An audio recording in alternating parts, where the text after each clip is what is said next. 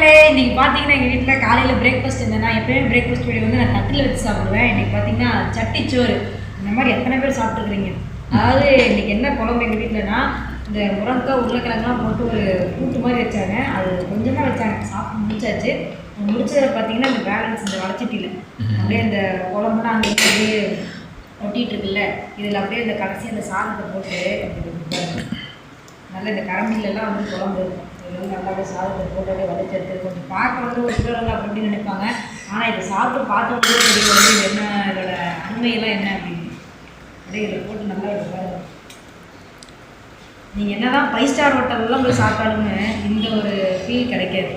வீட்டில் சாப்பிட்டு முடிச்சுட்டு கடைசி அந்த சட்டி சோறில் இது நான்வெஜ்ஜாக இருந்து இந்தமாதிரி நல்லா இருந்திருக்கும். இதோட வெஜ்ஜுமே வந்து சூப்பராக இருக்கும். கூட்டு வந்து அருமையாக இருக்கும்.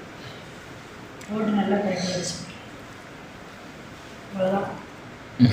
நல்லா பிரட்டிட்டு அப்படியே வந்து இந்த கொஞ்சமாக இப்படி அப்படியே இந்த டீசென்ட்டு அதெல்லாம் கிடையாது. அப்படியே போட்டு நல்லா இப்படி எடுக்கணும். கையில் எடுத்து